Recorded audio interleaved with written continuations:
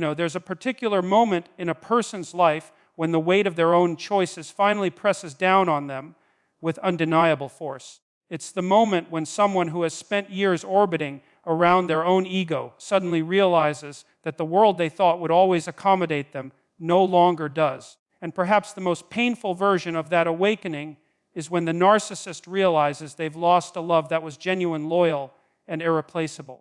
This isn't just a story about personality traits or labels. It's a story about the human capacity for self-deception and the equally profound human longing for connection. When someone finally sees the cost of their own blindness, it shakes them. It exposes the truth they've been running from, that love, once broken beyond repair, doesn't return just because you miss it. And today I want to explore that moment, the day the narcissist awakens to their loss, not to condemn, but to understand. Because within that understanding lies something deeply relevant for all of us, the call to take responsibility before it's too late. The quiet collapse begins long before anyone notices it from the outside. It starts as a tremor, a faint disturbance in the certainty the narcissist once carried like armor. For so long, they assumed the devoted partner would always return, always forgive, always bend. But then a day comes when that familiar pattern doesn't repeat, and something inside them cracks in a way they've never experienced before. It's not loud, it's not dramatic, it's a realization that arrives in silence, the kind that echoes. Maybe it happens on an ordinary morning. They pick up their phone expecting the usual flood of messages, the reassurance that someone out there is still orbiting their world. But there's nothing.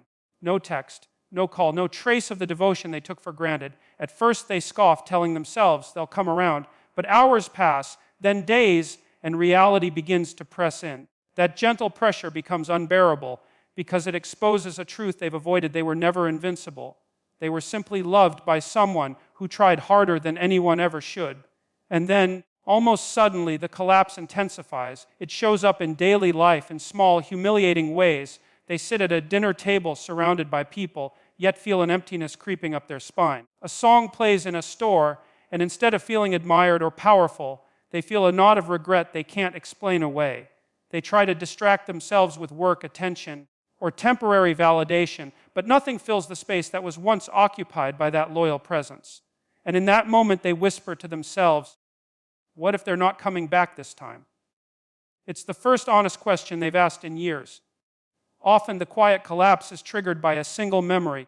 Maybe it's the image of their partner laughing at something simple, something real, or the memory of the way that person looked at them with genuine softness. Suddenly they understand that love like that doesn't grow on trees, and they feel a kind of panic rise up, not the frantic kind, but the slow, suffocating kind. The kind that makes them sit alone at night asking, why did I treat them like that? Why didn't I show up when it mattered? These are questions that shake a person to their core, especially someone who built their identity on the illusion of superiority. In that collapse, they begin to recognize the patterns they denied for so long. The unnecessary arguments, the dismissive comments, the way they always had to win. They remember moments where their partner stood there, silently wounded, hoping things would change. And for the first time, the narcissist feels the weight of those memories not as proof of their control, but as evidence of what they destroyed.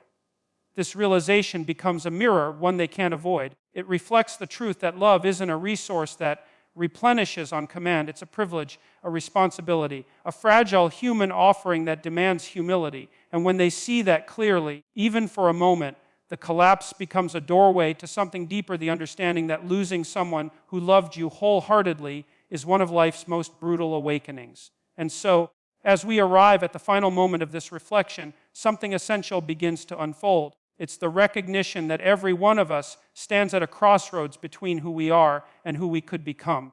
The tragedy of the narcissist's awakening isn't meant to simply provoke sympathy or frustration.